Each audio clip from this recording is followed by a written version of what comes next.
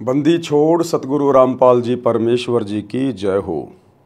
परमपिता परमात्मा सारी सृष्टि के रचनहार, कुल मालिक, असंख्य ब्रह्मांडों के स्वामी, जगत गुरु, तीनों लोकों में प्रवेश करके सबका भरण पोषण करने वाले राजाधिराज, आत्माधार, नाथों के नाथ, देवों के देव महादेव, सर्वेश्वर, महेश्वर, मृत्युंजय, अजरो अमर, आदि अनादि, सनातनी प्रभु, जगत पिता जगदीश्वर, श्री श्री 1008 की उपाधि के वास्तविक अधिकारी, अकाल मूर्त शब्द स्वरूपी राम वासुदेव, सर्वगतम ब्रह्म, परम पूज्य, प्रथम पूज्य, परम संत, परम पुरुष, परम धनी, परम दयालु, सत्य कबीर, हक्का कबीर, अल्लाहु कबीर, अल्लाहु अकबर, बाखबर, अल्लाह ताला, जगत के तारणहार, जगत के मुक्तिदाता, जगत के जगन्नाथ, हारे के सहारे, हिंदुओं के राम, मुसलमानों के अल्लाह, सिखों के वाहिगुरु, ईसाइयों के मसीह, दया के सागर दयानिधि, करुणा के सागर करुणानिधि, स्वयंभू परिभू, संकट मोचन, कष्ट हरण, मंगल करण, दुख भंजन, अविगत कबीर, निर्विकार निर्विषम परमात्मा, अलय अलेख सतगुरु, आदि अनादि सतगुरु,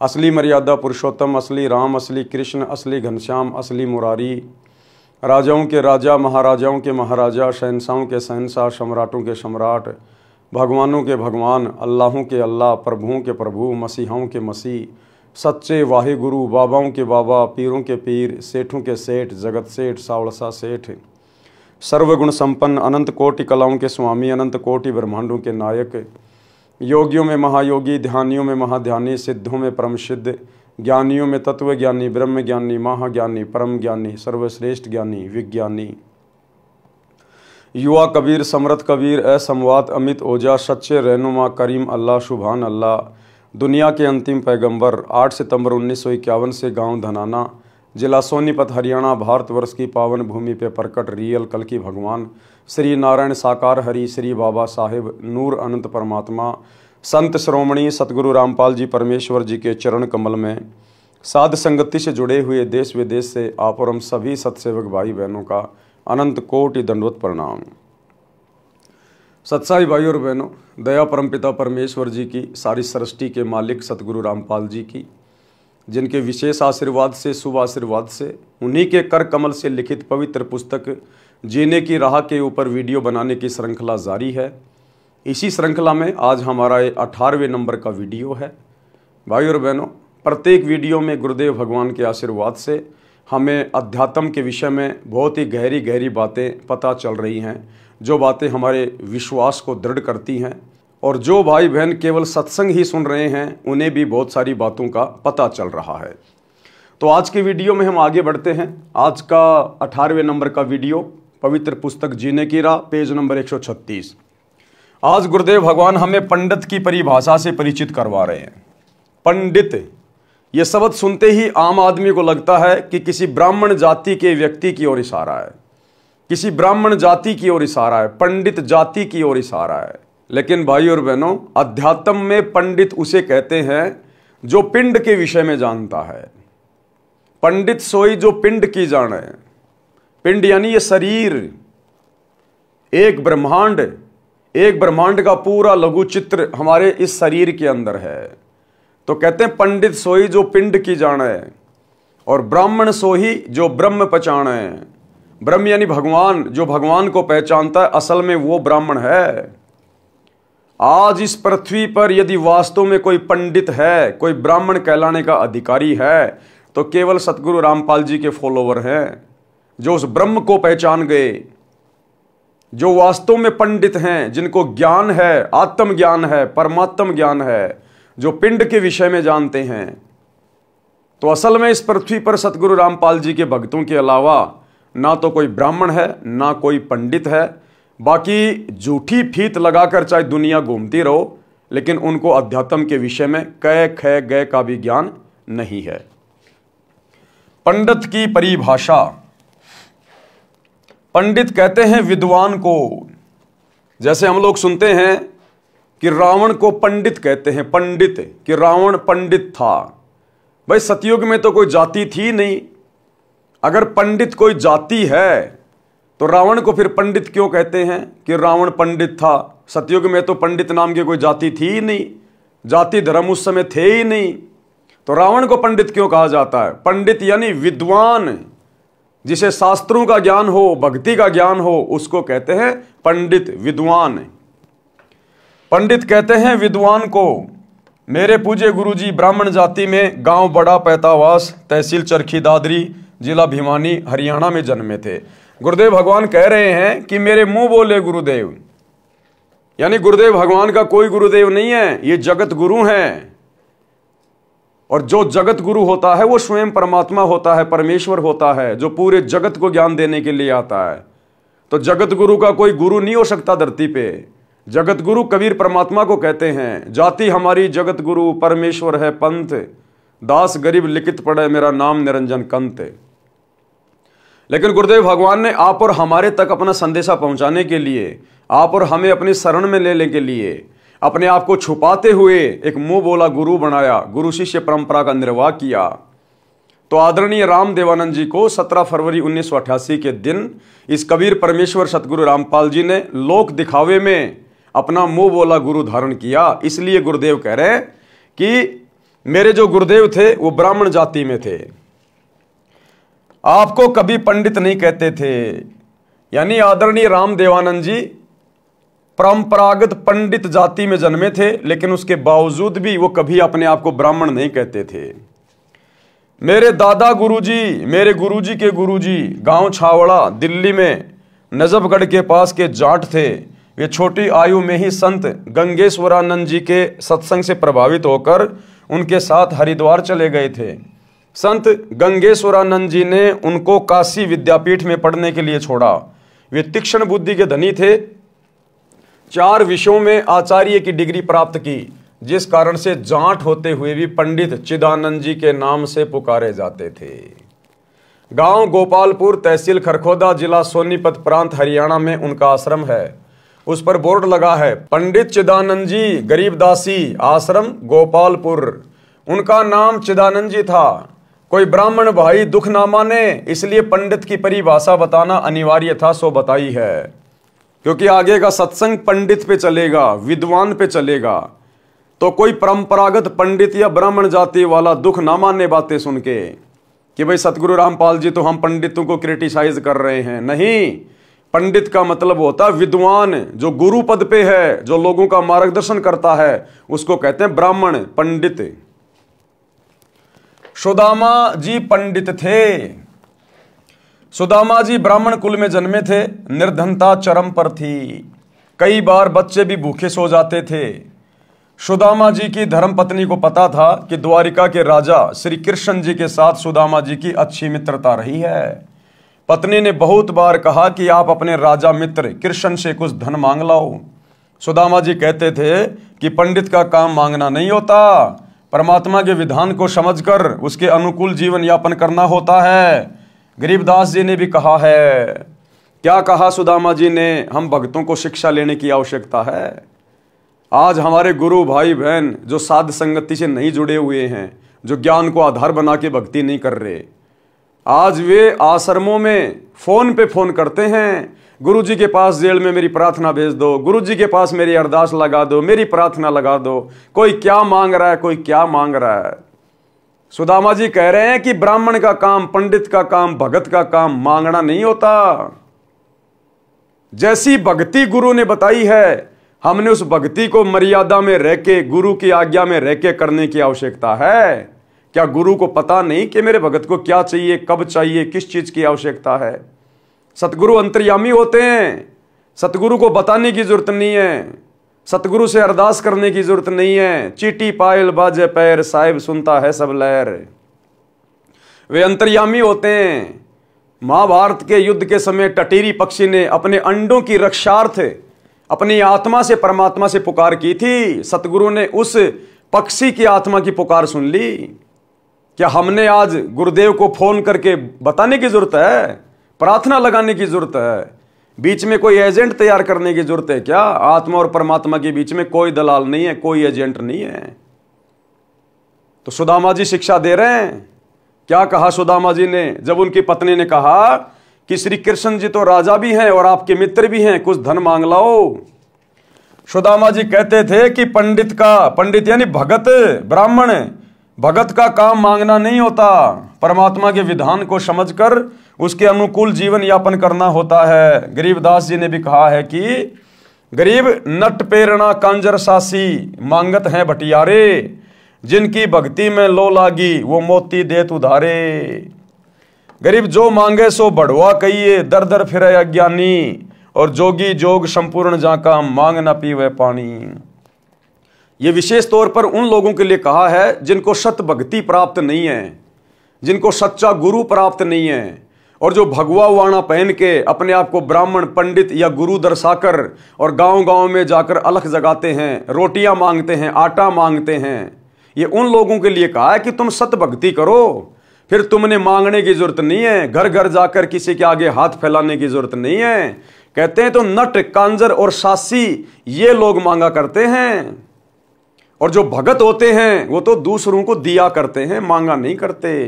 तो गुरुदेव कह रहे ए जगत के लोगों, मांगो मत, परमात्मा से भक्ति की भीख मांगो। अगर एक बार परमात्मा ने तुम्हें भक्ति की भीख दे दी तो उसके बाद तुम्हारे पास किसी चीज की कमी नहीं रहेगी। फिर वो परमात्मा अपने भगत को जगत के आगे हाथ नहीं फैलाने देता।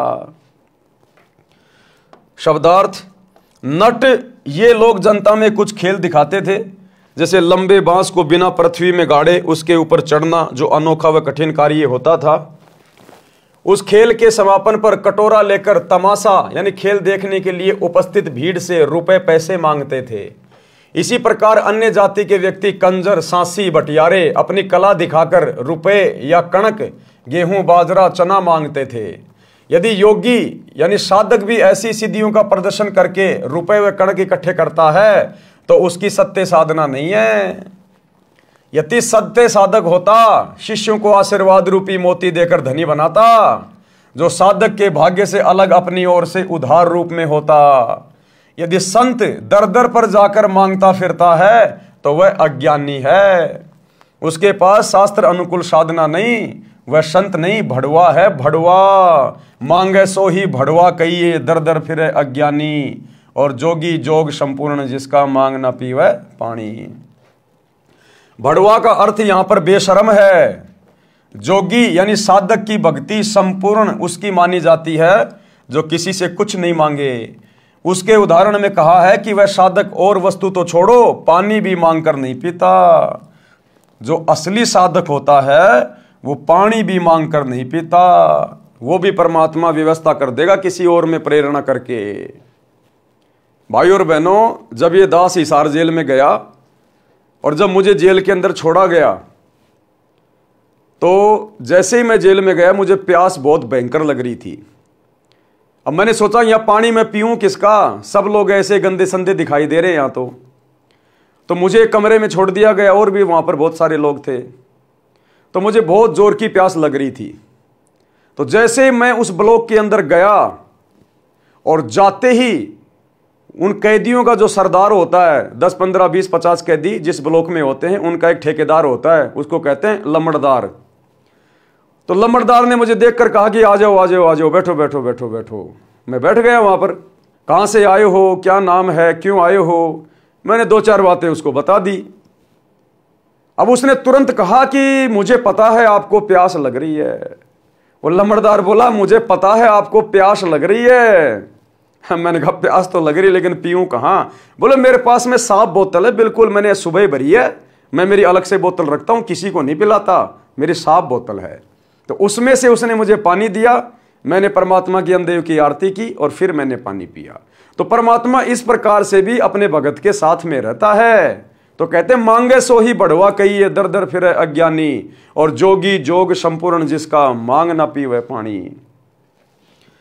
परंतु पत्नी के बार बार आग्रह करने पर विपर सुदामा जी अपने मित्र श्री कृष्ण जी के पास चले गए।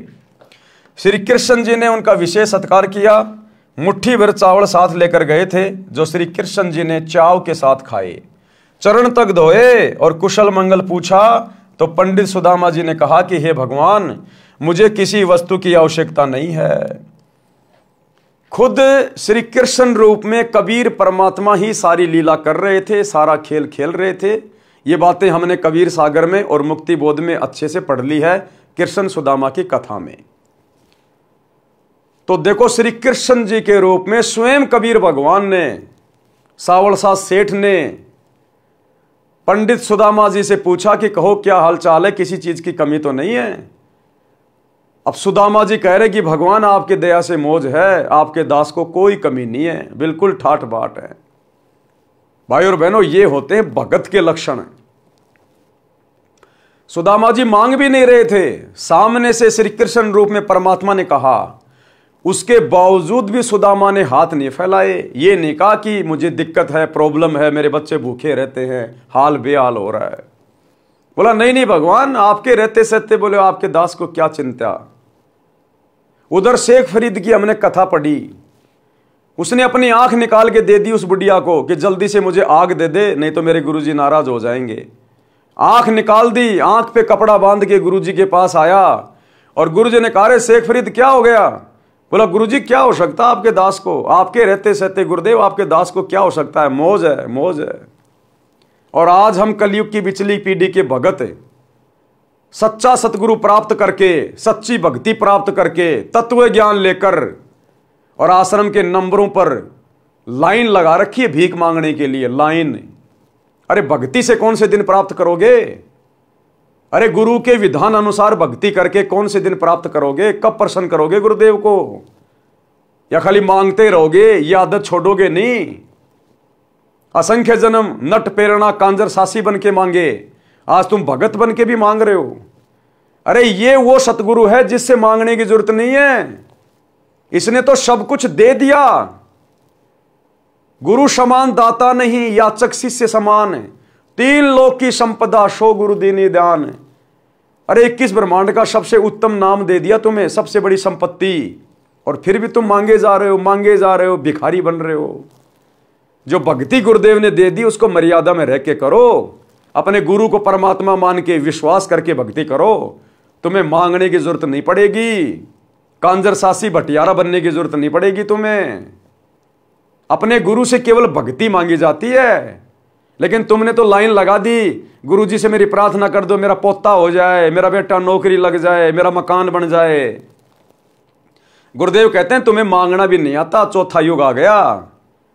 कहते भक्ति दान मोहि दीजिए देवन के देवा हो, जन्म पाया भूलू नहीं करहूं पद सेवा हो। भगत ने केवल भक्ति मांगनी चाहिए अपने गुरु से, सांसारिक और भौतिक सुख नहीं मांगने चाहिए, केवल भक्ति। भक्ति में सर्वस्व आ जाता है अगर मर्यादा में रह के करोगे तो श्री कृष्ण रूप में कबीर परमात्मा सतगुरु रामपाल जी ने खुद कहा कि भाई क्या चाहिए, बाकी सब ठीक है। तो सुदामा जी कह रहे बिल्कुल चंगा। तो पंडित सुदामा जी ने कहा कि ये भगवान मुझे किसी वस्तु की आवश्यकता नहीं है, आपकी कृपया से ठीक निर्वाह हो रहा है, जबकि घर पर पूरा परिवार भूखा मर रहा था। 1 सप्ताह श्री कृष्ण जी के पास रुककर सुदामा जी घर को चल पड़े। एक बार भी नहीं कहा कि कुछ धन दे दो, वे जानते थे कि कबीर बिन मांगे मोती मिले, मांगे मिले न भीख, और मांगन से मरना भला, यह सतगुरु की सीख। शब्दार्थ कबीर परमात्मा ने भी बताया है कि जो पूर्ण परमात्मा की सत्य साधना करता है, तो आज हम पूर्ण परमात्मा की सत्य साधना कर रहे हैं नहीं कर रहे? हमारे गुरुजी पूर्ण परमात्मा है या नहीं है? 2000% पूर्ण परमात्मा। कबीर परमात्मा ने बताया कि जो पूर्ण परमात्मा की सत्य साधना करता है उसे मांगना नहीं चाहिए, ना ही तो जगत से मांगना चाहिए, ना रिश्तेदारों से मांगना चाहिए, ना आड़ोसी पाड़ोसी से मांगना चाहिए। अरे भगत तो लोगों को उधार देता है, सतगुरु के भगत होकर हम दुनिया के भिखारी बन रहे हैं। जरा सी दिक्कत आई नहीं, रिश्तेदारों के आगे हाथ फैला देते हैं, समाज के आगे हाथ फैला देते हैं। परमात्मा कहते हैं तुम्हारी भक्ति चल नहीं रही, तुम मर्यादा में नहीं हो, अन्यथा भगत तो दुनिया को उधार देते हैं, भगत दुनिया का भिखारी नहीं बनता, और वो भी सतगुरु का भगत है। अरे सेठों के सेठ सावड़ सा सेठ का बेटा क्या कभी किसी से भीख मांगेगा? क्या किसी साहूकार का बेटा किसी के आगे हाथ फैलाता है? और यदि हाथ फैला रहा है तो वो जगत में हंसी का पात्र बनता है, वो हंसी का पात्र बनता है। तो हमारे गुरुदेव तो सेठों के सेठ जगत सेठ है, इनसे ऊपर तो कोई है ही नहीं। और इनके बेटा बेटी होके यदि हम जगत से, समाज से, रिश्तेदारों से, यार दोस्तों से भीख मांगते हैं, भाई देना जरा 5000 रुपये उधार, देना जरा 10,000 रुपये उधार, तो हमसे बड़ा भिखारी है कोई दुनिया में? कबीर परमात्मा ने भी बताया है कि जो पूर्ण परमात्मा की सत साधना करता है उसे मांगना नहीं चाहिए। मांगने से परमात्मा रुष्ट हो जाता है, उसको भिक्षा भी नहीं मिलती। वह साधक यानी भगत परमात्मा पर विश्वास रखकर नहीं मांगेगा तो परमात्मा उसकी इच्छा पूरी करेगा। लेकिन संगत को विश्वास ही तो नहीं है कि हमारे गुरुजी परमात्मा होंगे, हमारे गुरुजी कबीर जी होंगे।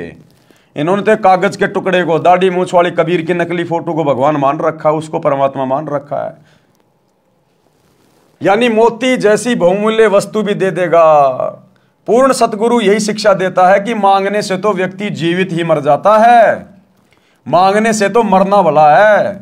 भावार्थ आत्महत्या से नहीं है, यहां अपनी इच्छाओं का दमन करके मृतक बनकर रहने से है। श्री कृष्ण जी राजा थे, अपने मित्र की स्थिति को समझकर विश्वकर्मा जी को आदेश देकर 1 सप्ताह में सुदामा जी का महल बनवा दिया तथा बहुत सारा धन भी दे दिया। अगर श्री सुदामा जी जरा सी भी गलती कर देते और जब श्री कृष्ण रूप में कबीर भगवान ने कहा कि भाई क्या चाहिए, अगर उस समय सुदामा जी जरा सा भी भावुक हो जाते, लोभ लालच में आ जाते और कह देते कि भगवान हालत खराब है, एक झोपड़ी सी बनवा दो, हो सकता है भाई और बहनों 1 गाड़ी अनाज की भी दे देता परमात्मा, हो सकता है उसकी झोपड़ी भी बनवा देता।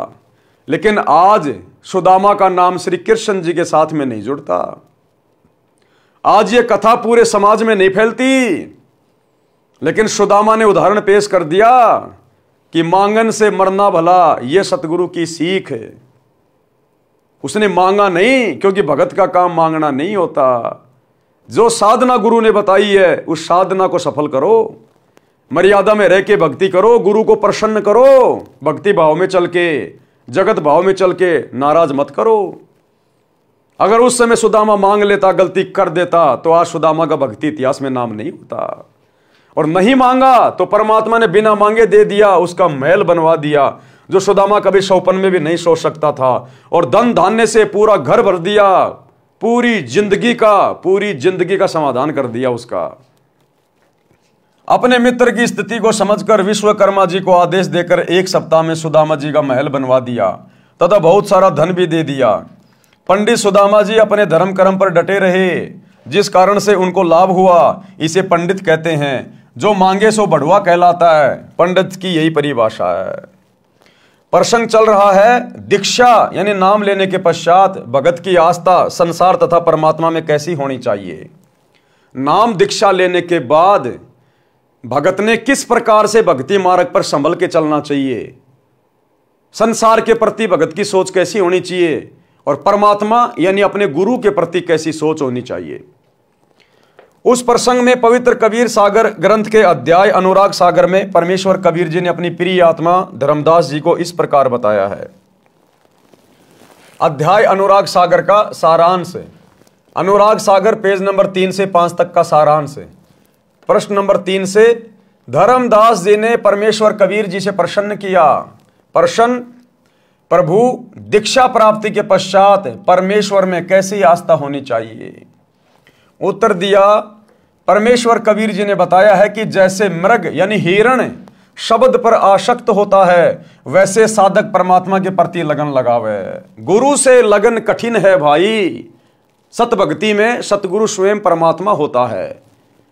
तो कहते हैं नाम दीक्षा लेने के बाद जिस प्रकार वो हिरण जो एक शब्द के ऊपर आसक्त हो जाता है, उसके बाद वो शिकारी उसके साथ जो मर्जी करे, उसको काटे या घर ले जाए, लेकिन वो हिरण विवश हो जाता है उस शब्द को सुनकर उसकी धुन के ऊपर, और शिकारी के घुटनों पे आके अपना सर रख देता है। इसी प्रकार सतगुरु से नाम की दीक्षा लेने के बाद, उनके सत्संग सुनने के बाद, सतगुरु समझ में आने के बाद कि सतगुरु स्वयं परमात्मा है, भगत ने अपने आप को समर्पित कर देना चाहिए। तन मन शीस ईस अपने पे पहलम चोट चढ़ावे, जब कोई राम भगत गति पावे। यानी फिर भगत ने समाज की तरफ नहीं देखना, संसार की तरफ नहीं देखना, जीवित ही मृतक हो जाना चाहिए। क्योंकि सतगुरु के शरण में आने के बाद सतगुरु हमें जो ज्ञान देगा, जो भक्ति देगा, जो मर्यादाएं देगा, उस आधार से समाज से, जगत से हमारा कोई विशेष लगाव होना ही नहीं चाहिए। ना हम कोई त्योहार मनाएंगे, ना हम फालतू की परंपराओं को निभाएंगे, ना हम व्यर्थ के रीति रिवाजों को निभाएंगे, ना हम घूमने जाएंगे, ना कोई पिकनिक पे जाएंगे, तो भला फिर समाज से यारी दोस्ती रिश्तेदारी निभाने के लिए बच क्या गया? हम तो समाज की तरफ से मर जाते हैं। और जैसे हमें गुरुदेव भगवान कहें, जो मर्यादा बता दी, जो नियम बता दिए, हमने केवल उसी हिसाब से चलना है, एक कदम भी आउट नहीं चलना। और नाम दीक्षा लेकर यदि हम राजनेताओं की रैलियों में धक्के खाते रहेंगे, दुनिया के आरक्षणों में जाके बैठ जाएंगे, गुंडों की सीबीआई जांच करवाएंगे, जाटों की धर्मशाला बनवाएंगे, स्टेडियम बनवाएंगे, अयोध्या में भंडारा लगाएंगे, बजरंग दल के साथ बैठ के बांग्लादेश के मुसलमानों के खिलाफ नारे लगाएंगे, तो भैया फिर सतगुरु कुछ नहीं करेगा। इसका मतलब अभी आपको ना तो सतगुरु समझ में आया, ना अभी आपको ज्ञान समझ में आया। तो गुरुदेव के कहने का मतलब है कि नाम दीक्षा लेने के बाद आपने भी उस हिरण की तरह अपने गुरुदेव के चरणों में स्वयं को न्योछावर कर देना चाहिए, समर्पित कर देना चाहिए। केवल गुरु की मर्यादा और भगत का पैर, यानी एक भी अपना कदम गुरु की मर्यादाओं के खिलाफ नहीं जाना चाहिए, गुरु की आज्ञा के खिलाफ नहीं जाना चाहिए, तब जाकर वो भगत सफल होगा। इसलिए कहते हैं गुरु से लगन कठिन है भाई, लगन लगे बिन काम न सरता, जीव प्रलय हो जाई। गुरु से लगन कठिन है भाई, समर्पित काल होने नहीं देता। हिरण यानी मृग पकड़ने वाला एक यंत्र से विशेष शब्द करता है जो हिरण को अत्यंत पसंद होता है। जब वह शब्द बजाया जाता है तो हिरण उस ओर चल पड़ता है, और शिकारी जो शब्द कर रहा होता है उसके सामने बैठकर मुख जमीन पर रखकर समर्पित हो जाता है, अपने जीवन को दांव पर लगा देता है। इसी प्रकार उपदेशी को परमात्मा के प्रति, किस परमात्मा के प्रति? सतगुरु के प्रति समर्पित होना चाहिए, अपना जीवन न्योछावर कर देना चाहिए, यानी समाज से हट जाना चाहिए, सामाजिक परंपराओं से हट जाना चाहिए, रीति रिवाजों से हट जाना चाहिए, केवल अपने गुरुदेव के आदेश के अनुसार ही चले जो सत्संगों में उन्होंने बता दिए होते हैं। दूसरा उदाहरण, हमने किस प्रकार अपने सतगुरु के प्रति समर्पित होना चाहिए, तब जाकर हमारा ये मोक्ष वाला बात बनेगा, जन्म मरण का रोग कटेगा। पतंग यानी पंख वाला कीड़ा जो प्रकाश बहुत प्रिय है, यानी जो पतंग होता है उसको प्रकाश यानी लाइट बहुत प्यारी लगती है। अपनी प्रिय वस्तु को प्राप्त करने के लिए वह दीपक, मोमबत्ती, बिजली की गर्म लाइट के ऊपर आसक्त होकर उसे प्राप्त करने के उद्देश्य से उसके ऊपर गिर जाता है और मृत्यु को प्राप्त हो जाता है। कहने का मतलब है हम अपने गुरुदेव भगवान के वचन पर इस कदर दृढ़ हो जाएं कि हमने समाज को नहीं देखना, यारी दोस्ती रिश्तेदारी को नहीं देखना, वो चाहे हमें कितना ही कुछ कहें, कितना ही ताना मारें, कितना ही व्यंग करें, हमें कैसा भी कुछ कहें, लेकिन हमने उनकी बातों की ओर ध्यान नहीं देना, तवज्जो नहीं देना। गुरुदेव की मर्यादाओं के अनुसार, गुरुदेव के आदेश के अनुसार ही हमने अपना जीवन यापन करना है। इसी प्रकार भगत को परमात्मा प्राप्ति के लिए मर मिटना चाहिए। समाज की परंपरागत साधना को तथा अन्य शास्त्र विरुद्ध रीति रिवाजों को त्यागने तथा सत्य साधना करने में कठिनाई आती हैं, उनका सामना करना चाहिए। चाहे कुछ भी कुर्बानी देनी पड़े, कुछ भी कुर्बानी, जैसे मीराबाई ने कुर्बानी दी, मीराबाई ने सब कुछ छोड़ दिया अपने गुरुदेव की मर्यादाओं के लिए, भक्ति के लिए। भगत मंसूर ने शरीर का अंग अंग कटवा दिया अपने गुरुदेव की मर्यादाओं को निभाने के लिए। गुरुदेव के वचन पर मर मिटे वो, तब जाकर आज उनका दुनिया में नाम है, भक्ति इतिहास में। पीछे नहीं हटे। तीसरा उदाहरण, किस प्रकार अपने गुरुदेव पर समर्पित होना चाहिए। पुराने समय में पत्नी से पहले यदि पति की मृत्यु हो जाती थी तो पत्नी अपने पति से इतना प्रेम करती थी, वह अपने मृत पति के साथ उसी चिता में जलकर मर जाती थी। अगर भक्ति करूंगा तो केवल अपने गुरु की, अगर भक्ति करूंगा तो केवल अपने गुरु की, वरना यह शरीर छोड़ना मंजूर, लेकिन भक्ति करूंगा तो सतगुरु की। उस समय घर तथा कुल के व्यक्ति समझाते थे कि तेरे छोटे छोटे बच्चे हैं, इनका आपके बिना कौन पालन करेगा। चाचे ताऊ किसी के बच्चों को नहीं पालते। जब तक माता पिता होते हैं तब तक कुल के व्यक्ति प्यार की औपचारिकता करते हैं। वास्तव में प्रेम तो अपनों में ही होता है। आप इन छोटे छोटे बच्चों की ओर देखो, बच्चे पिता के वियोग में रो रहे होते हैं, माता का पल्लू पकड़कर रोकते हैं। उस स्त्री को उसके सोने के आभूषण भी दिखाए जाते हैं, देख इनका क्या होगा, कितने सुंदर तथा बहुमूल्य आभूषण हैं। आप अपने बच्चों में रहो, परंतु वह स्त्री प्रेम वश होकर उसी चिता में जिंदा जलकर मर जाती है। इसी प्रकार सतगुरु की शरण में आने के बाद ये काल या फिर काल प्रेरणा से अन्य समाज के लोग जो उपदेशी नहीं हैं वो हमें कितना ही परेशान करें, कितना ही तंग करें, कितना ही लोभ लालच दें, भगत के अंदर लोभ लालच का अंश भी प्रवेश नहीं करना चाहिए। क्योंकि परमात्मा कहते हैं कामी क्रोधी लालची इनसे भक्ति ना होए, भक्ति करे कोई सूरमा जात वर्ण कुल खोए। यानी काल हमें हर प्रकार से तोड़ने का भी प्रयास करेगा। पहले हमारे को ये गरीबी में रख के प्रयास करता है कि ये भक्ति छोड़ दे दुखी होके, फिर एक समय बाद ये हमारे को इतना धन देगा, इतना धन देगा कि हो सकता है ये धन में पागल होकर लोभ लालच में आकर भक्ति में जो है आस्था हटा ले, भक्ति में ढीला पड़ जाए। तो हमें हर प्रकार से यहां पर तोड़ने का प्रयास किया जाएगा और उस समय वो हमारी परीक्षा होती है। तो भगत ने ये चीजें नहीं देखनी है। जिस प्रकार वो स्त्री जो अपने पति के प्रेम में पागल होती है, वो अपने छोटे छोटे बच्चों को जो रो रहे होते हैं उनको भी नहीं देखती। सोने चांदी के उसके आभूषण उसके सामने लाए जाते हैं, इनको कौन पहनेगा, ये लाखों रुपए के आभूषण हैं।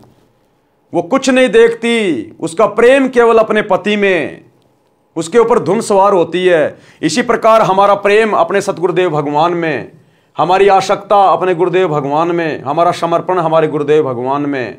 हमने जगत भाव में नहीं चलना, अब हमने काल के जाल में नहीं फंसना। सतगुरु ने इतना ज्ञान दे दिया, इतना ज्ञान दे दिया, 4 युगों में यह ज्ञान परमेश्वर ने किसी को नहीं दिया।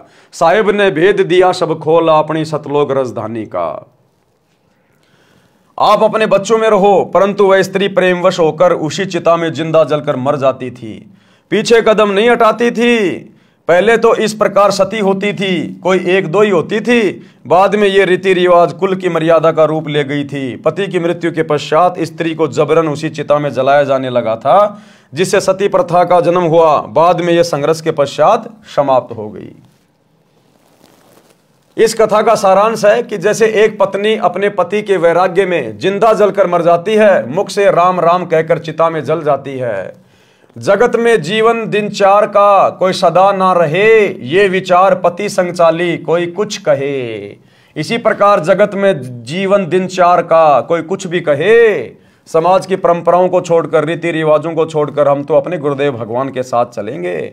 जो आज्ञा गुरुदेव की है, जो नियम गुरुदेव के हैं, हम नहीं तोड़ेंगे, ना समाज के लिए, ना परिवार के लिए, ना यारी दोस्ती रिश्तेदारी के लिए।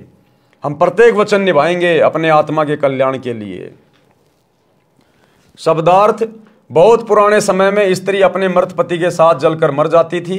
उस समय उसकी आस्था अपने पति के अतिरिक्त किसी अन्य धन संपत्ति, बालकों या आभूषण में नहीं रहती थी।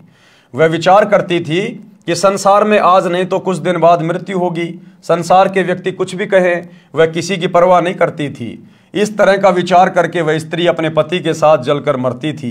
यह कुरीति थी, परंतु उस समय बहुत महत्व माना जाता था। अब शिक्षित समाज ने इस कुरीति व जुल्म का अंत कर दिया है। भक्ति में दृढ़ता उत्पन्न करने के लिए ये उदाहरण सटीक है कि भगत को भी, अब क्या कह रहे हैं गुरुदेव ये उदाहरण देकर, कि भगत को भी ऐसी आस्था परमात्मा प्राप्ति के लिए लगानी चाहिए। संसार के व्यक्तियों की सांसारिक बातों पर ध्यान न देकर अपने उद्देश्य की सफलता के लिए दृढ़ता से भक्ति करें, मर्यादा का पालन करें। नीचे की वाणियों में यही समझाया है कि भगत सत्य पुरुष की साधना के लिए ऐसे ही लगन लगाए, संसार के नाते संपत्ति को भूल जाए और केवल परमात्मा में ध्यान लगाए। लेकिन भाई यहां तो सांसारिक नातों को निभाया जा रहा है, दृढ़ किया जा रहा है। गुरुदेव के दोनों लड़के हरियाणा के जाट समाज की गोहाना जाट धर्मशाला बनवा रहे हैं, 1 करोड़ रुपए लगा रहे हैं भगत समाज का, जाटों से यारी निभा रहे हैं अपने समाज से। धनाना गांव में लोगों से यारियां निभा रहे हैं, करोड़ों रुपए का बैडमिंटन का स्टेडियम बना रहे हैं अपने समाज के लिए, जाट समाज के लिए, अपने स्वार्थ के लिए, ताकि हमारे आश्रम के बनने में, आश्रम के चलने में धनाना गांव वाले कोई दिक्कत पैदा ना करें। गांव वालों का मुंह बंद किया जा रहा है, वो जो कहते हैं वही काम करवाया जा रहा है, चाहे मर्यादा टूटे चाहे ना टूटे। 2 कोडी के राजनेताओं की रैलियों में संगत को बसों में भर भर के भेजा जा रहा है ताकि बीजेपी सरकार हमसे प्रसन्न रहे और हरियाणा में हमारे आश्रम चलते रहे।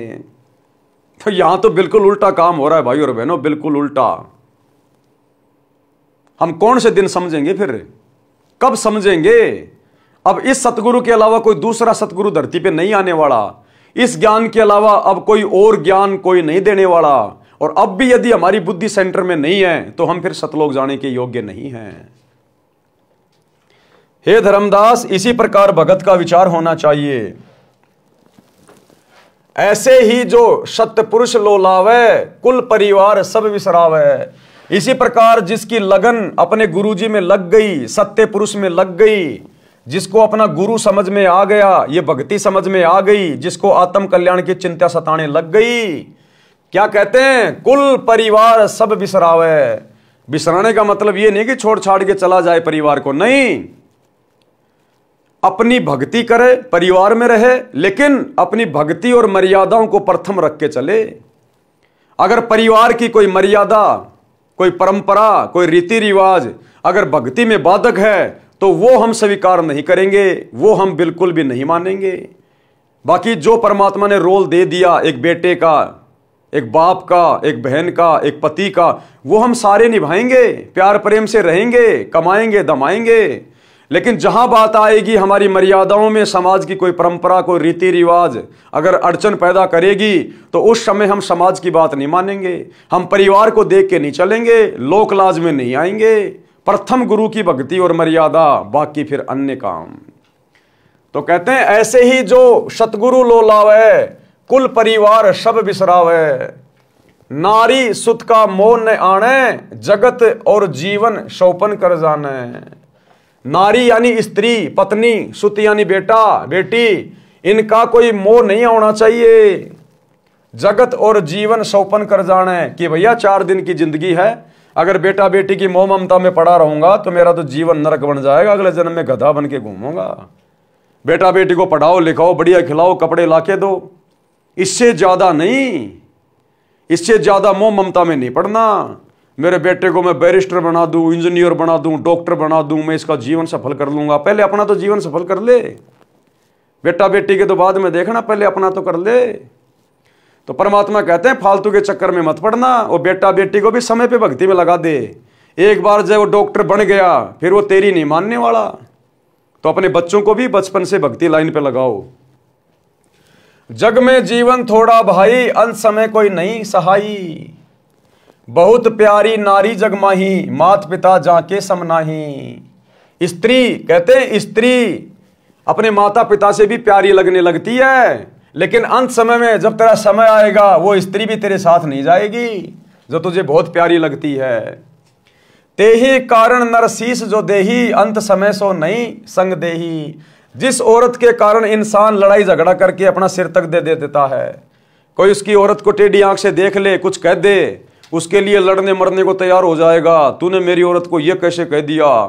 कहते हैं अंत समय में वो तेरी औरत भी तेरे साथ नहीं जाएगी जिसके कारण तू शीश देने को तैयार है। चाहे कोई जड़े पति के संगा, फिर दोनों बने कीट पतंगा। अगर कोई अपने उस पति के प्यार में, प्रेम में, वियोग में, वैराग्य में अगर उसके साथ में जल के मर भी जाती है तो भी वो साथ नहीं रहेंगे भाई। वो पत्नी अपने कर्म आधार से क्या पता कौन सी योनि में जाएगी, वो पति कौन सी योनि में जाएगा, आगे वो भी नहीं मिलेंगे, दोनों बने कीट पतंगा। इसलिए यदि मरना है तो अपने गुरु के प्रेम में मर। या मरने का मतलब है समर्पित हो जा, समाज को मत देख। फिर पशु पक्षी जन्म पावे, बिन सतगुरु दुख कौन मिटावे। वो पति पत्नी फिर अगले जन्म में ना जाने कोई पशु बनेगा, कोई पक्षी बनेगी, कोई किसी योनि में जाएंगे। कहते हैं ये संकट, ये दुख सतगुरु की भक्ति के बिना नहीं कटेगा। ऐसी नारी बहुतेरी भाई, पति मरे तब रुदन मचाई। ऐसी औरतें बहुत हैं, जब पति मरेगा तो बहुत रोएगी, दुख मनाएगी, और काम पूर्ति की हानि विचारे, दिन तेरे ऐसे पुकारे। वो रोती क्यों है? अपने स्वार्थ को रोती है, अपने विषय वासनाओं की पूर्ति के लिए रोती है, और जैसे उसके 12-13 दिन पूरे हो जाते हैं दूसरा खशम कर लेती है। निज स्वार्थ को रोदन कर ही, तुरंत ही खशम दूसरों कर ही। शुत परिजन धन सौपन स्नेही, सत्य नाम गहु निज मत एही। श्वेतन संप्रिय और नयाना, शो भी संग नहीं चलत निदाना। कि इंसान को अपने शरीर से प्यारा तो कुछ नहीं लगता, जिस शरीर के लिए लाखों रुपया खर्च कर देता है अगर बीमार हो जाता है तो। कहते हैं अपने शरीर से प्यारा तो इंसान को कुछ नहीं लगता, सो भी संग नहीं चलत निदाना। ये नादान वो भी तेरे साथ नहीं जाएगा अंत समय में। तो क्या साथ जाएगा? केवल सतगुरु की भक्ति जाएगी। गुरु राम पाल मेरा हरदम साथी, रह शब्द रूप में साथ। ये परमात्मा साथ रहेगा, इसकी भक्ति साथ रहेगी। ऐसा कोई ना दिखे भाई अंत समय में हो सहाई, सतगुरु के अलावा अंत समय में कोई भी सहायक नहीं है, सब यहीं रह जाएंगे। ये झूठे रिश्ते नाते सब यहीं रह जाएंगे। आदि अंत का सखा बुलाया, झूठे जगनातों में फिर उमाया। आदि अंत का सखा, ये है वो मित्र आदि अंत का, जिसने हमें उत्पन्न किया और अंत में यही हमें संभालेगा। ये परमात्मा सतगुरु आदि अनादि है, सतगुरु मध्य है मूल, सतगुरु को सिजदा करूं एक पलक नहीं भूल। तो कहते हैं तूने अपने सतगुरु को तो बुला दिया और झूठे रिश्ते नातों में मगन होके बैठ गया। आदि अंत का सखा बुलाया, झूठे जग नातों में फिर उमाया। अंत समय जब दूत गल दबावे, ता समय कहो कौन छुड़ावे। जब यम के दूत आएंगे अंत समय में, भक्तिहीन प्राणी का गला दबाएंगे, उस समय कहते तुझे कौन बचाएगा उनसे। सतगुरु है एक छुड़ावन हारा, निश्चय कर मानू कहा हमारा। काल को जीत हंस ले जाही, सतगुरु काल पर विजय प्राप्त करवा के अपने हंस को सतलोक ले जाता है। काल को जीत हंस ले जाही, अविचल देश जहां पुरुष रहाई। जहां जाए सुख होए अपारा, बहुर न आवे इस संसारा।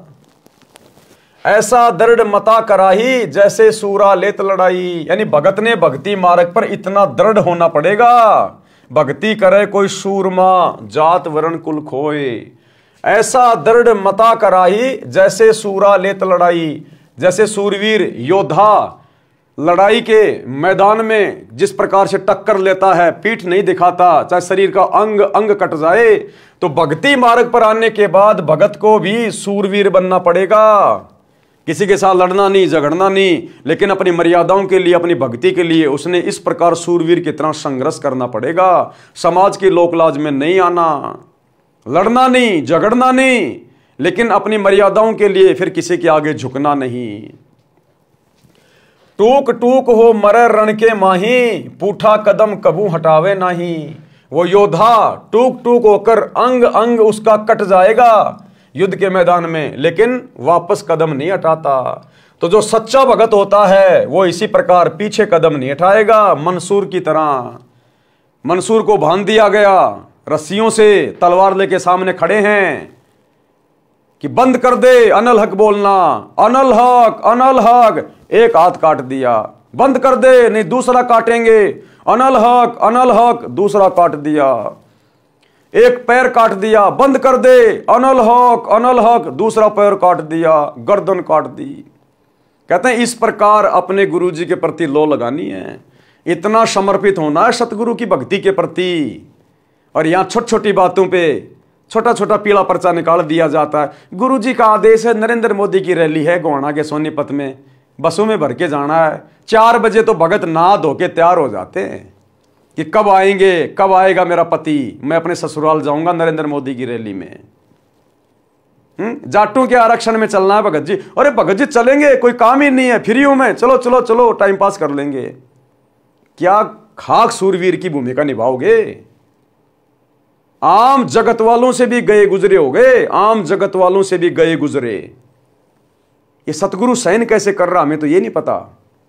सतगुरु सब कुछ आंखों देख कर भी सहन कैसे कर रहा है, वरना अब तक तो संगत को मर मरा के गधा कुत्ता बन जाना चाहिए था। जो कर्म संगत कर रही है अपने गुरुदेव की गैर हाजिरी में बरवाला कांड के बाद है। लेकिन भाई ये दीन दयाल है, राम किसी को मारे नहीं, मारे तो हत्यारा राम, अपने आप ही मर जाओगे कर कर खोटे काम। जैसे सती पति संग जरही, ऐसा दृढ़ निश्चय जो करही। यानी जब तक जीवित हैं भक्ति करेंगे तो सतगुरु की करेंगे, इतना दृढ़ निश्चय होना चाहिए भगत को। साहेब मिले जग कीर्ति होई, विश्वास कर देखो कोई। हम है राह बतावन हारा, माने वचन भव उतरे पारा। छल कपट हम नहीं कराही, निस्वार्थ परमात्म करे भाई। परमात्मा कहते हैं ये छल कपट की भक्ति हम नहीं करवाते, निस्वार्थ परमात्म करे भाई। जीव एक जो शरण पुरुष की जावे, प्रचारक को घना पुण्य पावे।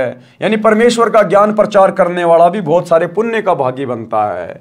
कोटि धेनु जो कटत बचाई, एता धर्म मिले प्रचारक ताही। जैसे 1 करोड़ गायों को किसी कसाई के हत्थे से कटने से बचाया जाए, इतना पुण्य ज्ञान प्रचारक को मिलता है। लावे गुरु शरण दीक्षा दिलावे, आपन थापे सब कुछ गुरु को बतावे। गुरु के चरणों में लावे और उनको दीक्षा दिलावे, और अपने ऊपर कुछ भी नहीं रखे कि मैंने तेरे को नाम दिला दिया, मेरे कारण तू गुरु जी से जुड़ा है। नहीं, अपने ऊपर नहीं थोपना, नहीं तो गधा बन के घूमेगा कि भैया सतगुरु ने दास को निमित्त बनाया है। सतगुरु ने दास की भी सेवा लगानी थी, दास को निमित्त बना के परमात्मा ने आप तक संदेशा पहुंचाया है। बस इतना ही, अपने ऊपर ना ले कभी कि मैंने 200 भक्तों को नाम दिला दिया, मैं हर समागम में 20 भक्त लेके जाता हूं। ये नहीं, अभिमान नहीं। जो कोई प्रचारक गुरु बन बैठे, परमात्म रूठे काल का नाठ है। अगर कोई नालायक खुद ही अगर गुरु बन गया, जैसे वो संजय दिल्ली वाला बन गया, कहते परमात्मा रूठ जाएगा और काल तुम्हारे कान पकड़ लेगा। फिर 1,28,000 झूठे गुरु रोवे, पड़े नरक में ना सुख सोवे। 28 लाख इस प्रकार के गुरु नरक में पड़े ऊपर। अब कहे हैं भूल भई बारी, हे सतगुरु सुध लेओ हमारी। और अब उस नरक में जाने के बाद जब उन्हें पता चला कि तुम तो अधिकारी नहीं थे, अब वो रो रहे हैं, चिल्ला रहे हैं कि सतगुरु हमें बचाओ, सतगुरु हमें बचाओ। बोए बबूल आम कहां खाई, कोटि जीवन को नरक पठाई। ऐसी गलती ना करहूं सुजाना, सत्य वचन मानो परवाना। शब्दार्थ उपरोक्त वाणियों का भावार्थ है कि जब लड़का युवा होता है तो उसका विवाह हो जाता है। विवाह के पश्चात माता पिता से भी अधिक लगाव अपनी पत्नी में हो जाता है। फिर बच्चों से ममता हो जाती है। यदि पति की मृत्यु हो जाती है तो पत्नी साथ नहीं जाती। कुछ समय पश्चात यानी 13वीं क्रिया के पश्चात छोटे बड़े पति के भाई के साथ सगाई विवाह कर लेती है। पति को पूर्ण रूप से भूल जाती है। यदि कोई अपने पति के साथ जल मरती है तो अगले जन्म में पक्षी या पशु योनि में दोनों भटक रहे होते हैं। गुरुदेव के कहने का मतलब है, सांसारिक लोगों के ऊपर आस्था करोगे तो तुम्हें ना तो यहां कुछ मिलेगा, ना मरने के बाद कुछ मिलेगा। और यदि अपने सतगुरु के प्रति समर्पित रहोगे, मर्यादाओं में रह के भक्ति करोगे, गुरु को प्रसन्न करोगे, तो ये लोक भी सुखी और परलोक भी सुखी। जिस पत्नी के लिए पुरुष अपनी गर्दन तक कटा लेता है, यदि कोई किसी की पत्नी को बुरी नजर से देखता है, मना करने पर भी नहीं मानता है, तो पति अपनी पत्नी के लिए लड़ मरता है। फिर वही पत्नी पति की मृत्यु के उपरांत अन्य पुरुष से मिल जाती है। यह भले ही समय की आवश्यकता है, परंतु भगत के लिए ठोस शिक्षा है। यानी जगत वाले, रिश्तेदार, नाते वाले जो अनुपदेशी हैं, वो हमारे कभी हो ही नहीं सकते। हमें समझा गुरुदेव ये रहे हैं कि तुम जिन झूठे रिश्ते नातों में उलझ के बैठे हो ना, कि ये मेरा फलाना, ये मेरा फलाना, ये मुसीबत में मेरे काम आएगा, परमात्मा कहते हैं तुम्हारी भूल है, ये परम सत्य मान लेना। इसी प्रकार किसी व्यक्ति की पत्नी की मृत्यु हो जाती है तो वह कुछ समय उपरांत दूसरी पत्नी ले आता है।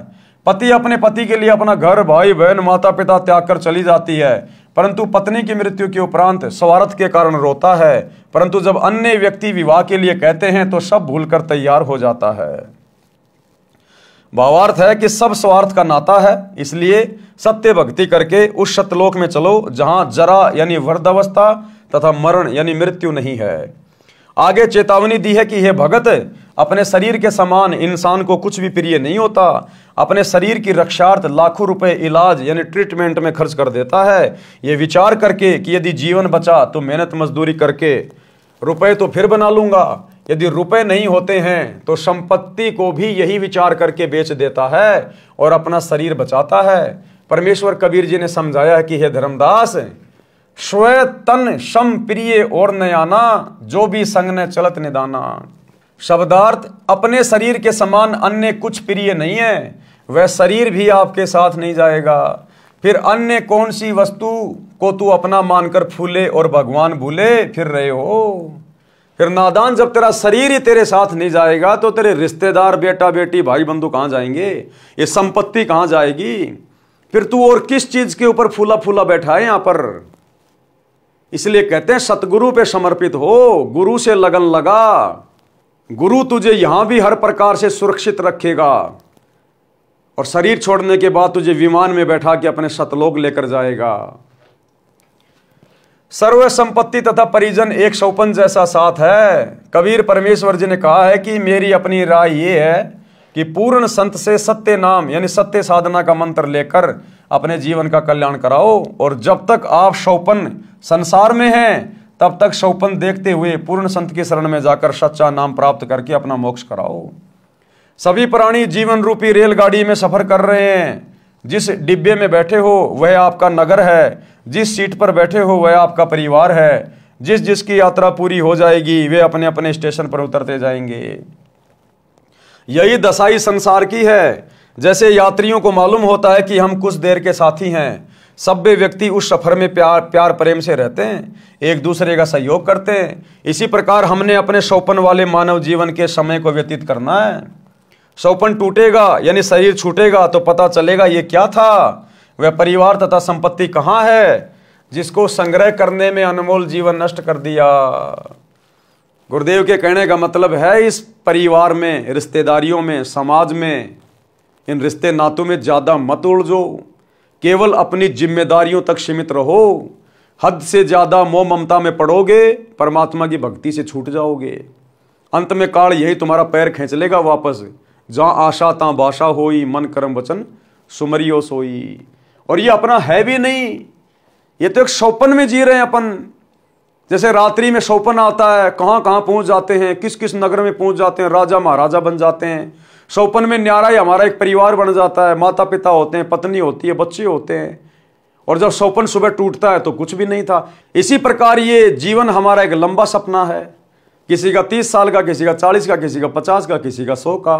और जिस दिन ये जीवन रूपी सौपन टूटेगा यानी शरीर छूटेगा तो बताओ फिर हमारा है क्या? क्या हम वापस इसी परिवार में आ सकते हैं? कभी नहीं आ सकते। क्या वापस आकर हम इस संपत्ति को अपना बना सकते हैं? कभी नहीं बना सकते। तो ये भी तो एक सौपन है। रात्रि वाला छोटा है, ये थोड़ा बड़ा है। तो गुरुदेव कह रहे हैं कि भक्ति में लो लगा लो ये सारी बातें सोच समझ के, आस्था अपनी गुरु में लगा लो पूरी।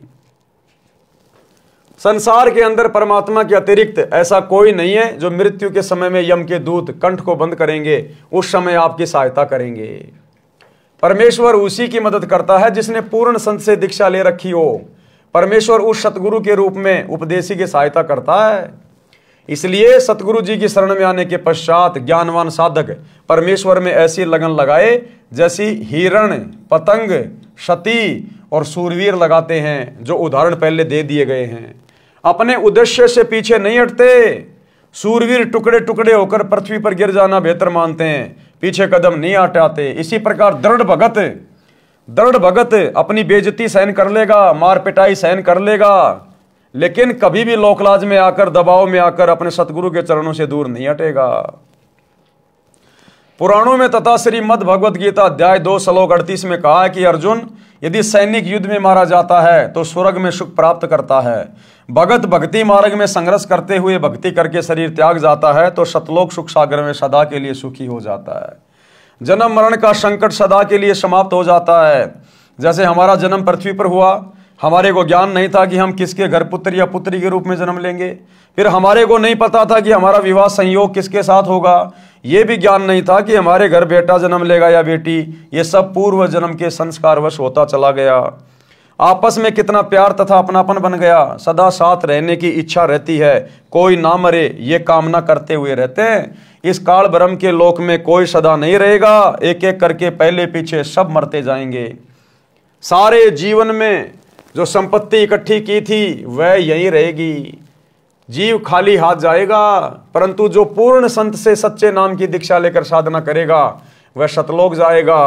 वहां पर ऐसे ही जन्म होगा जैसे पृथ्वी पर होता है, उसी प्रकार परिवार बनता चला जाएगा। वहां पर कोई कर्म नहीं करना पड़ता। सर्व खाद्य पदार्थ प्रचुर मात्रा में सतलोक में हैं। सदाबहार पेड़ पौधे, फुलवाड़ी, मेवा, काजू, किशमिश, मनुखा, दाग, दूध के समुद्र। सतलोक में वृद्ध अवस्था नहीं है, मृत्यु भी नहीं है। इसको अक्षय मोक्ष कहते हैं, यानी सदा सदा के लिए मोक्ष, अविनाशी मोक्ष, पूर्ण मुक्ति कहते हैं, जो गीता अध्याय 18 श्लोक 62 तथा अध्याय 15 श्लोक 4 में कहा है। तथा जिस सिद्धि यानी मोक्ष शक्ति को नैष्कर्मीय सिद्धि कहा गया है, जिसका वर्णन गीता अध्याय 3 श्लोक 4, अध्याय 18 श्लोक 49 से 62 में है। इस काल ब्रह्म यानी ज्योति निरंजन के 21 ब्रह्मांडों के क्षेत्र में सभी प्राणी कर्म करके ही आहार प्राप्ति करते हैं। सतलोक में ऐसा नहीं है, वहां बिना कर्म किए सर्व सुख पदार्थ होते हैं। जैसे बाग में फलों से लदपद पेड़ तथा बेल होते हैं, फल तोड़ो और खाओ। सर्व प्रकार का अनाज भी ऐसे ही उगा रहता है, सदाबहार है, जो इच्छा है बनाओ और खाओ। वहां पर खाना बनाना नहीं पड़ता, भोजनालय में रखो, जो खाना चाहते हो अपने आप तैयार हो जाता है। यह सब परमेश्वर की शक्ति से होता है। उस समय सतलोक यानी शाश्वत स्थान को प्राप्त करने के लिए आप जी को सती तथा सूरमा की तरह कुर्बान होना पड़ेगा। अपने गुरुदेव पर सती तथा सूरमा की तरह पूर्णतया समर्पित होना पड़ेगा। भावार्थ है कि अपने उद्देश्य यानी पूर्ण मोक्ष प्राप्ति के लक्ष्य को प्राप्त करने के लिए संसार के सभी लोभ लालच त्यागने पड़े तो विचारने की आवश्यकता नहीं है, यानी सोच विचार नहीं करना भगत ने। अगर कभी ऐसी नौबत आ जाए तो, जैसे बेटा नाम ले लेता है, पूरा परिवार उसके विरोध में आ जाता है। बाप कहेगा भैया मेरे अनुसार चलेगा तो ही जमीन में हिस्सा दूंगा, तो ही मकान में हिस्सा दूंगा, नहीं तो कहीं भी जा, खा कमा, कर ले तेरे बाबा की भक्ति। उस समय भगत ने विचार नहीं करना चाहिए मन में जरा भी, तुरंत उठा के थैला चल देना चाहिए कि राम राम जी बहुत बढ़िया, जय हो बंदी छोड़ की। इतनी दृढ़ता होनी चाहिए, इतनी दृढ़ता। अगर आपको संपत्ति भी चाहिए, परमात्मा आपको लैंड लॉर्ड बना देगा, आपको सैकड़ों एकड़ जमीन का मालिक बना देगा यह परमात्मा, यदि आपने उस समय जरा भी सोच विचार नहीं किया तो, कि पापा जी संभालो अपनी संपत्ति, अपने बाकी बेटों को दो, चाहे बेटियों को दो, चाहे तुम उड़ाओ, ये भगत तो ये चला, जय हो बंदी छोड़ की। रखो तो तुम्हारी मर्जी, तुम्हारे खेतों में काम करूंगा, 2 टाइम की रोटी खाऊंगा, अपनी भक्ति करूंगा, बाकी ये भक्ति छोड़ने वाला नहीं हूं मैं। तुम्हें छोड़ सकता हूं, इस परिवार को छोड़ सकता हूं, तेरी संपत्ति को भी छोड़ दूंगा, थूकूंगा भी नहीं, लेकिन भक्ति छोड़ने की दोबारा मत बोलना।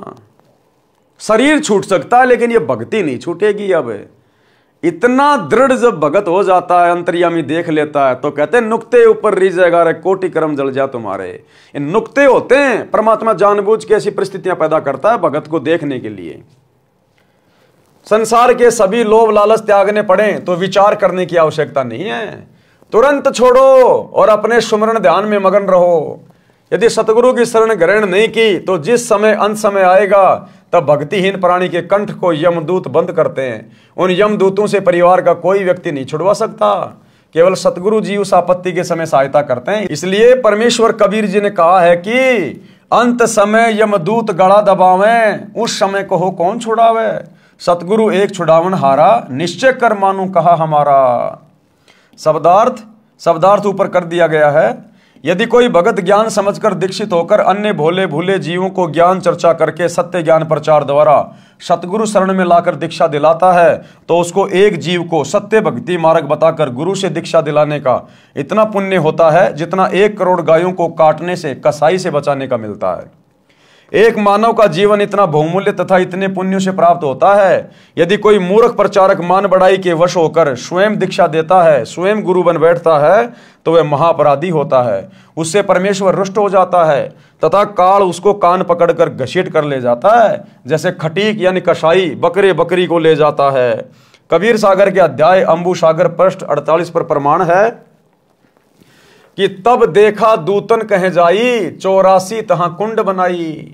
कुंड कुंड बैठे यमदूता, देत जीवन कहे कष्ट बहुता। तहां जाए हम खड़े रहावा, देखत जीव विनय बहु लावा। झूठे कड़ीहार यानी नकली सतगुरु की दशा जो नरक में पड़े हुए थे। पड़े मार जीव करे बहु शोरा, बांध बांध कुंडन में बोरा। 1,28,000 पड़े वो झूठे गुरु, बहुत कष्ट तहां करत पुकारा। हम भूले सवारत संगी, अब हमरे नाही अर्दंगी। हम तो जरत हैं अग्नि मंजारा, अंग अंग सब जरत हमारा। कौन पुरुष अब राखे भाई, करत गुहार चक्षु डल जाई। ज्ञानी यानी कबीर जी वचन, ये वाणी नकली कबीर पंथियों ने अपने हिसाब से बनाई हुई है। हमें इस वाणी से कोई लेना देना नहीं है। असली वाणी नीचे है जो गुरुदेव ने बताई है। ये वाणी बनावटी है, वास्तविक वाणी नीचे है। दुर्दशा देख दया दिल आवा, अरे दूत तुम जीवन भरमावा। उन आत्माओं की ऐसी दशा देखकर सतगुरु को भी दया आ गई और उन झूठे नकली गुरुओं से जो उसी कुंड में आग में जल रहे थे, गुरुदेव ने क्या कहा, दुर्दशा देख दया दिल आवा, अरे दूत तुम जीवन भरमावा। जीव तो अचेत अज्ञाना, वाको काल जाल तुम बंधाना। कि ये जीव तो बेचारे अज्ञानी थे, इनको क्या पता, जैसा गुरु कहता है वैसा ही करता है, लेकिन तुमने क्यों जानबूझ के काल के जाल में बांधा। 84 दूतन कह बांधा, शब्द डोर 14 यम सांदा, तब हम सब हन कह मारा, तुम हो जालिम बटपारा। हमारे भक्तन को तुम भरमावा, पल पल सुरती जीवन डिगावा। गही चोटी दूत घसियाए, यम और दूत विनय तब लाए। दूत जो नकली गुरु बने थे, चूक हमारी क्षमा कर दीजिए, मम माने तस आज्ञा कीजिए। हम तो धनी यानी काल कहो जस कीन्या, सो वचन मान हम लीन्या। अब नहीं जीव तुम्हारा भरमावे, हमने कभू गुरु कहावे। ये जितने भी धर्म गुरु हैं वर्तमान में धरती पर, एकमात्र सतगुरु रामपाल जी को छोड़कर, आचार्य, शंकराचार्य, मंडलेश्वर, हिंदू, मुस्लिम, सिख, ईसाई धर्म के ये पोप, पादरी हैं और जितने भी मुल्ला, काजी, पंडित, ब्राह्मण, ये सब काल के द्वारा भेजे गए दूत हैं जो परमेश्वर की आत्माओं को अज्ञान से ठोक रहे हैं, शास्त्र विरुद्ध साधना पर लगाकर सबके जीवन को नरक बना रहे हैं। तो बाद में इन सब को वहां पर नरक के कुंड में डाला जाता है, इन आचार्य शंकराचार्यों को, और उस समय फिर ये हाथ जोड़ते हैं कि भगवान ऐसी गलती दोबारा नहीं करेंगे, ऐसी गलती दोबारा नहीं करेंगे। और अब ये अपने आप में भगवान बन के बैठे हैं। ज्ञानी वचन यानी कबीर जी वचन, सुन ज्ञानी बहुते हसाई, दूतन दुष्ट बंद न छोड़ो जाई। पल एक जीवन सुख दीन्या, तब संसार गमन हम कीन्या। भावार्थ, कबीर परमेश्वर जी ने बताया कि जो झूठे सतगुरु बनकर मान बढ़ाई के वश होकर काल प्रेरणा से भोले जीवों को भरमाया करते थे, उनको भी दंड मिलता है, उनको भी नरक में डालकर यातनाएं दी जाती हैं। उनके शिष्य भी उसी नरक में गिरते हैं। जब मैं उस नरक के पास गया, क्या कह रहे हैं गुरुदेव भगवान, जब मैं उस नरक के पास गया जिसमें वे मान बढ़ाई के भूखे नकली कड़ीहार, संसार के काटने वाले यानी नकली सतगुरु बनकर महिमा बनाए हुए थे, लाखों जीवों को शिष्य बनाकर नरक में अपने साथ ले गए। फिर परमेश्वर के विधान अनुसार वे भी अपराधी होने के कारण नरक में पड़े थे। उस नरक क्षेत्र में कुंड बने हैं, प्रत्येक कुंड में जीव पड़े हैं तथा यमदूत सता रहे हैं। वे 28 लाख नकली सतगुरुओं ने मुझे देखकर अर्जी लगाई कि हमें बचा लो प्रभु। कारण यह था कि जो यमदूत उन्हें नरक में मार पीट रहे थे, वे सब परमेश्वर कबीर जी की शक्ति के सामने कांपने लगे। इस कारण से उन नकली सतगुरुओं को लगा कि ये कोई परम शक्ति वाले देव हैं। परमेश्वर कबीर जी ने कहा कि तुमने भोले जीवों को भ्रमित किया, अपने आप को पूर्ण सतगुरु सिद्ध किया। तुम्हें पता भी था कि तुम्हारे पास नाम दीक्षा का अधिकार नहीं, तुम्हें पूर्ण मोक्ष का ज्ञान नहीं। अपने स्वार्थवश लाखों मनुष्यों के अनमोल जीवन का नाश कर दिया। वे काल जाल में फंसे रहे। फिर मैंने उन दूतों, काल के बनाए कड़ीहारों को तथा अन्य यमदूतों को मारा, चोटी पकड़कर घसीटा। फिर नकली सतगुरु ने कहा कि हमने तो अपने धनी यानी मालिक काल ब्रह्म की आज्ञा का पालन किया है, अब आप जैसे कहोगे हम वैसे ही करेंगे। मैंने कहा, किसने कहा? गुरुदेव ने। मैंने कहा कि तुमको छोड़ा नहीं जाएगा। जो जीव उन नकली गुरुओं के शिष्य बनकर जीवन नष्ट कर गए थे, वे भी वहीं उनके साथ नरक में पड़े थे। जब तक मैं कौन? कबीर परमेश्वर जी। लिख कौन रहे हैं? सतगुरु रामपाल जी। जब तक मैं कबीर परमेश्वर जी वहां रहा, उन जीवों को नरक का कष्ट नहीं हो रहा था। इस प्रकार उनको कुछ समय का सुख देकर वहां से चलकर संसार में आया। मेरे आने के पश्चात वे नकली गुरुओं तथा उनके भोमदू शिष्यों को फिर से नरक की यातना प्रारंभ हो गई। इसलिए पूर्वोक्त वाणी में कहा है कि यदि कोई प्रचारक स्वयं गुरु बन बैठा तो परमेश्वर रुष्ट हो जाएगा और काल कान ऐठेगा अर्थात कष्ट देगा। इसलिए हे सज्जन पुरुष, कभी ऐसी गलती न करना, मेरे वचन को प्रमाणित मानना। तो भाई और बहनों, ये इतनी अच्छी अच्छी बातें भक्ति मार्ग पर गुरुदेव भगवान हमें बता रहे हैं ताकि हम निकट भविष्य में कभी भी कोई गलती ना कर बैठें। हम भगत हैं, आजीवन भगत बनकर ही भक्ति करते रहेंगे। हमारा मकसद मोक्ष प्राप्ति है, ना कि दुनिया को मोक्ष का ठेका दिलवाना। परमात्मा कहते हैं आत्म प्राण उद्धार ही, ऐसा धर्म नहीं कोई और। सबसे पहले तो अपनी आत्मा का कल्याण करवाओ, फिर दूसरे भाई बहनों को समझाओ और स्वयं गुरु मत बनो, स्वयं दीक्षा मत दो, अपने सतगुरु के पास लेकर जाओ। और कभी भी इस बात का फिर अहंकार मत करना कि मैंने तुझे नाम दिलाया, मैं नहीं मिलता तो तेरे को सतगुरु नहीं मिलता, मैंने 500 लोगों को नाम दीक्षा दिला दी। इस मान बढ़ाई में कभी मत आ जाना, अन्यथा काल कान ऐठ लेगा। कर करावे साइया, मन में लहर उठा, दादू सिर धर जीव के आप बगल हो जा। तो करने कराने वाला सब कुछ सतगुरु है। आप और हम केवल 2 कोटि के जीव हैं। हम केवल यंत्र हैं, रिमोट सतगुरु के हाथ में है, इसलिए अपने आप को यंत्र मानकर ही भक्ति मार्ग पर चलते रहना चाहिए। तो भाई और बहनों, आज के वीडियो में केवल इतना ही। कल रात्रि 8 बजे सभी भाई बहन फिर से लाइव जुड़िए एक नई वीडियो के साथ में। तब तक गुरुदेव भगवान हम सबको आज्ञा दें, इजाजत दें, सद्बुद्धि दें, आशीर्वाद दें। बंदी छोड़ सतगुरु रामपाल जी भगवान की जय हो।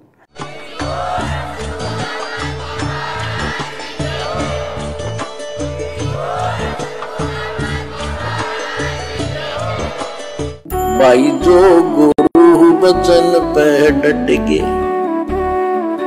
कट गे फंद 84 के, कट गे फंद 84 के, कट गे फंद 84 के। भाई जो गुरु बचन पे डट गे, कट गे फंद 84 के, कट गे फंद 84 के, कट गे फंद